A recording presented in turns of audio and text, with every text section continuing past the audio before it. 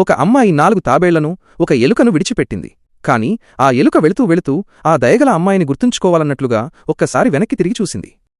అయితే మురికి కాలువలోకి వెళ్ళాక ఆ ఎలుక శరీరంలో ఊహించని మార్పులు, మ్యూటేషన్ సంభవించాయి. అది తెలివైన ఎలుకగా మారిపోయింది. ఆ 4 తాబేళ్లు చాలా చిన్నవి కావడంతో ఆ ఎలుక తండ్రి పాత్రను పోషించాల్సి వచ్చింది. దాని సంరక్షణలో ఆ 4 తాబేళ్లు నెమ్మదిగా పెరగసాగి తమ్ముళ్లయ్యాయి. వారికి బయటి ప్రపంచాన్ని చూడాలని బలంగా ఉండేది. కాని బయటి ప్రపంచం చాలా ప్రమాదకరమైనది. ఒకవేళ వారు బయటకు వెళితే అందరూ వారిని వింత జంతువులుగా భావించి పట్టుకుంటారు. ఇది ఆ ఎలుకను చాలా ఆందోళనకు గురిచేసింది. ఏం చెయ్యాలో తోచని స్థితిలో ఉన్నప్పుడు ఆ ఎలుకకు అనుకోకుండా ఒక నింజా మాన్యువల్ శిక్షణ పుస్తకం దొరికింది. వెంటనే అది ఆ పుస్తకంలోని విషయాలను అభ్యసించడం మొదలుపెట్టింది. 20 ఏళ్ల కఠిన శిక్షణ తరువాత ఆ ఎలుక ఒక గొప్ప నింజా మాస్టర్గా మారింది. ఆపై తన నింజా విద్యనంతటినీ ఆ 4 తాబేళ్లకు నేర్పించింది. రాత్రి కాగానే ఆ 4 తాబేళ్లు మురికి కాలువల నుండి బయటకు వచ్చి నగరమంతా తిరుగుతుండేవి. అవి ఆ నగరానికి రక్షకులుగా మారాయి. సంవత్సరాల క్రితం ఆ జంతువులను వదిలేసిన చిన్నారి అన్న ఇప్పుడొక రిపోర్టర్గా మారింది. ఒకరోజు కొంతమంది దొంగలు అకస్మాత్తుగా సబ్వే స్టేషన్లోకి చొరబడ్డారు.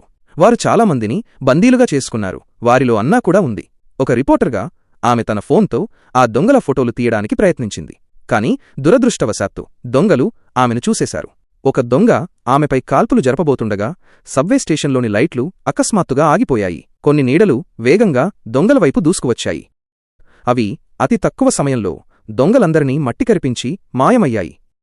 ఈ దృశ్యాన్ని అన్నా కళ్లారా చూసింది. నిజాన్ని వెలికితీయడానికి ఆమె వెంటనే వారిని వెంబడించింది. చివరికి అన్నా ఒక భవనం పైకప్పు మీద ఆ 4 తాబేళ్లను కనుగొంది. ఆమె వెంటనే ఫోటో తీసింది. కాని ఫ్లాష్ ఆఫ్ చేయడం మర్చిపోయింది. ప్రమాదాన్ని గమనించిన అన్నా తప్పించుకోవాలని చూసింది.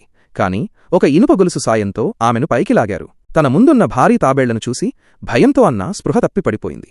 ఆమె తెలివిలోకి వచ్చేసరికి ఆ తాబేళ్లు అప్పటికే తన ఫోన్లోని ఫోటోలను తొలగించాయి. తమ గురించి ఎవరికీ చెప్పవద్దని అన్నాను హెచ్చరించి ఆ తాబేళ్లు రాత్రి చీకటిలో మాయమయ్యాయి. వారు వెళుతుండగా అన్నా ఒక మసకగా ఉన్న నీడను ఫోటో తీయగలిగింది. ఆ తాబేళ్లు ఎక్కడో చూసినట్లుగా ఆమెకు తెలిసిన వారిలా అనిపించాయి. ఇంటికి వెళ్లిన తరువాత అన్నా వెతకడం ప్రారంభించింది. చివరికి ఒక పాత పెట్టెలో ఆమెకు ఒక ఆధారం దొరికింది. ఆ 4 తాబేళ్లు మరెవరో కాదు, చిన్నతనంలో తన విడిచిపెట్టిన అవే తాబేళ్లు అని ఆమెకు అర్థమైంది.